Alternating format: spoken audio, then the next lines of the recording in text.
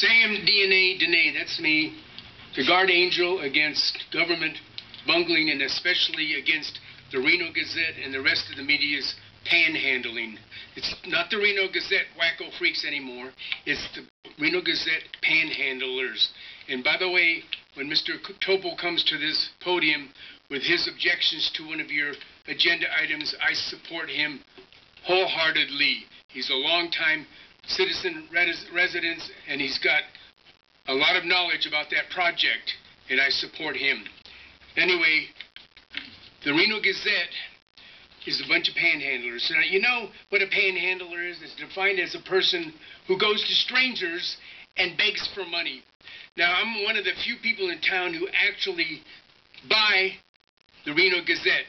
And each one of those reporters, and I'm not criticizing reporters, they have good grammar, they have good English, but they are not allowed to report the truth about Sam DNA Dene, me. They're not allowed. I don't know what their kind of frets they're facing because of that, but they're not allowed to report about Sam DNA Dene. And now, if you took the newspaper, each time they have a report, at the end of it, they said, "My name is Sam Gross. Please take the Reno Gazette, because if you don't, I'm going to lose my job." Well, if they would write about Sam DNA and all the truth and information that he brings to these podiums, he has been bringing for 25 years, they would be, the newspaper, everybody in town would be taking the newspaper. They would want to read it every day and see what kind of truth Sam DNA and Sam Kumar and that other guy with the same last name as me, those reporters are fairly good, but their bosses and their bosses at the Reno Gazette, panhandling newspaper, their bosses will not let them report the truth because they've basically ostracized those people. The poobahs and potentates who run the city have ostracized the truth. They've ostracized the truth that Sam comes to these podiums and speaks every week for 25 years. I'm responsible.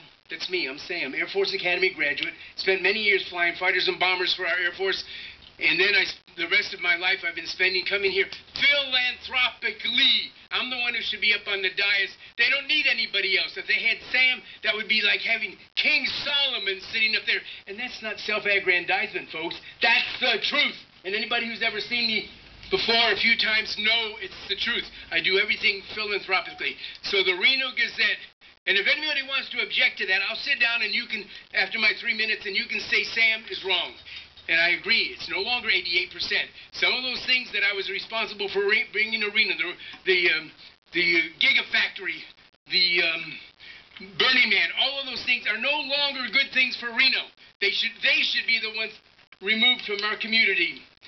And not the Gigafactory, they provide a few jobs, but you need to somebody running that operation who cares about the community.